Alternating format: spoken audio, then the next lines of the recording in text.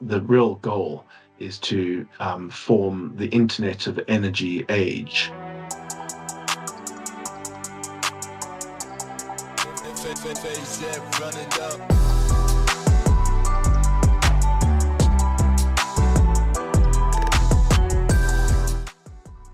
Well, first of all, sustainability is a value system whereby, the whole culture becomes driven by doing the right thing in financial, social, and environmental terms. So across all three, it's embedding sustainability to become a force for good. And as a result of the business, really embedding that culturally, it becomes much more purpose-driven, it becomes a more admired business, it gets a brand reputational uplift in terms of that intangible value. And then most importantly, I think sustainability goes directly to the bottom line.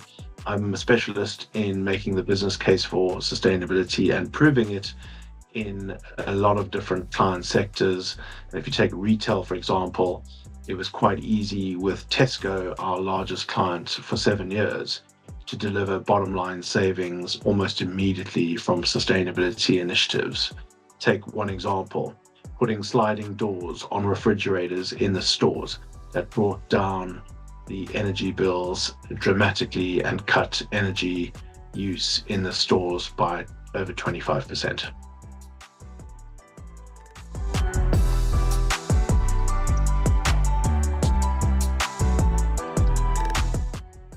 So with consumers, there's always a segmentation of consumers that companies need to be very on top of from an insights point of view, tracking how those customer segments are changing, how they are developing. And what typically happens is you see attitudes changing. You can see this in any sort of tracker on attitudes in a country. What are the top priorities? What are people concerned about? What would they like to see from their elected leaders or from brands that they want to do business with?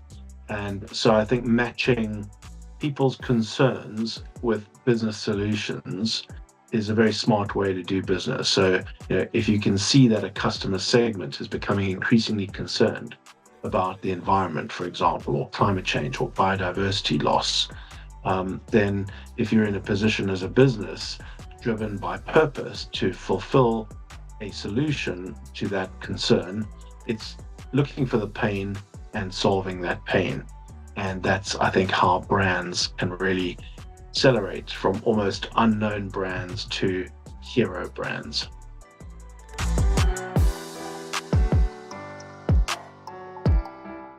Yeah, so it definitely depends on the business. It's all about making it authentic for that business and that culture.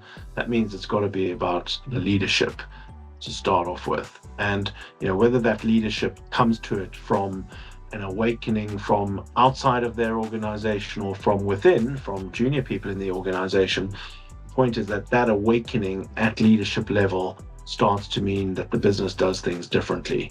It's described as an aha moment, and there have been lots of these in well-known companies, like Stuart Rose at Marks and Spencer's in 2007, after he watched the film An Inconvenient Truth by Vice President Al Gore.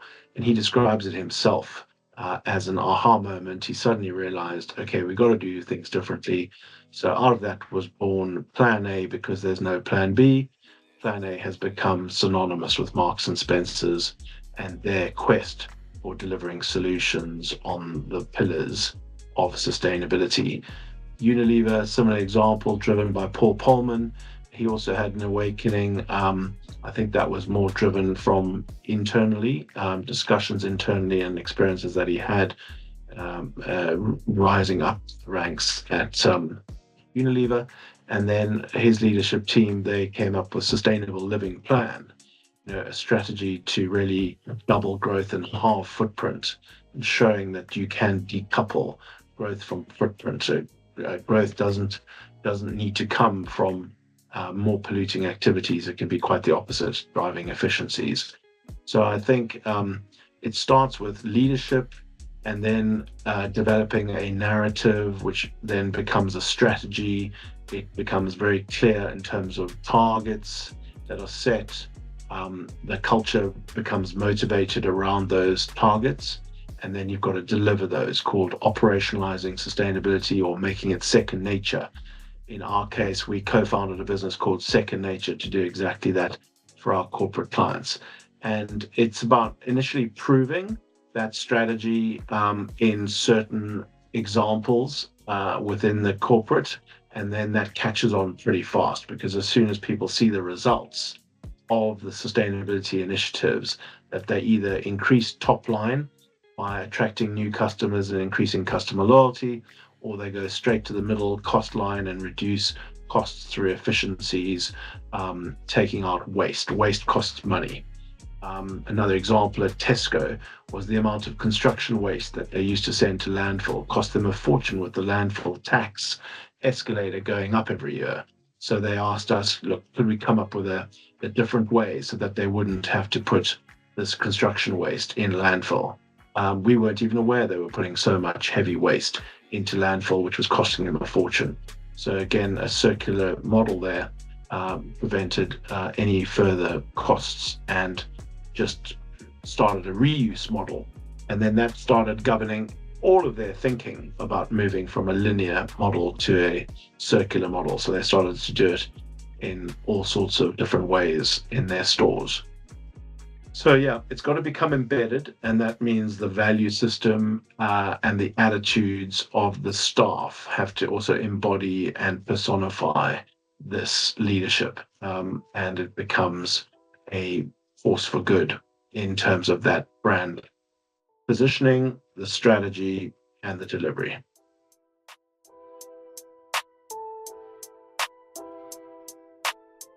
A huge role. I mean, renewable energy is so exciting because it's infinitely provided by nature by definition, and that's free at the point of source. So whether it's from the wind or the waves or the tides, or from water, more generally, it's the sun. It's infinitely renewed by nature for free for human use.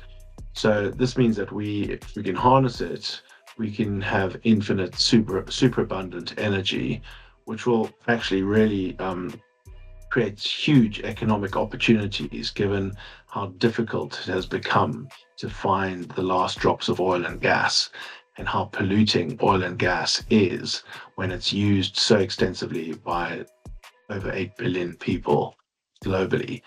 So in the move beyond fossil fuels, we used to say beyond petroleum. At BP, I was part of the team that rebranded BP to Beyond Petroleum, and then tried to move an oil and gas company to a green energy company. These things are not easy though, and there's lots of pressures to obstruct and prevent, both internally and externally, this change that is so badly needed. But the opportunities are endless with renewables. I mentioned the harnessing and the storage. That's key. And the costs of the renewables themselves have come down. So when I mean the renewables, I mean the technologies to harness those nature-provided energy sources has come down dramatically, like solar panels or wind turbines. Now even batteries are coming down dramatically in price year on year.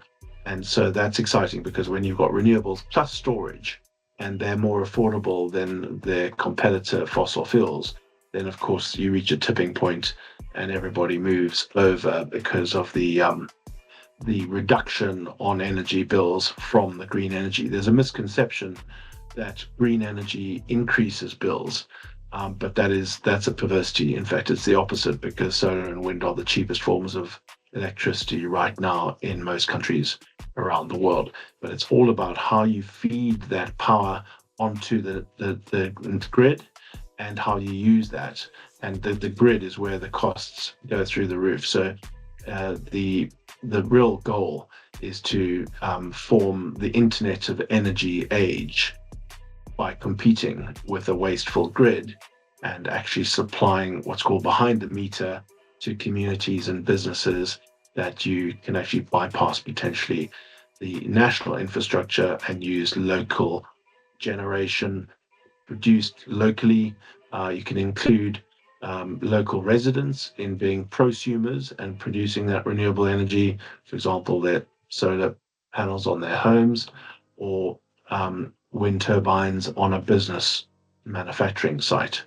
And as long as you find ways to store that locally, then you can use it locally and get all the efficiencies that go with that. So yes, we're moving to a post-fossil fuel clean energy world, and hydrogen, incidentally, is a big part of that storage solution as well. Hydrogen is the most abundant gas that we have. It's clean, and it can be extracted from all sorts of sources, for example, water. So we just need to use renewable technologies like solar and wind to extract that H2 from water, and we've got abundant clean gas there. And that's, non-polluting, unlike natural gas.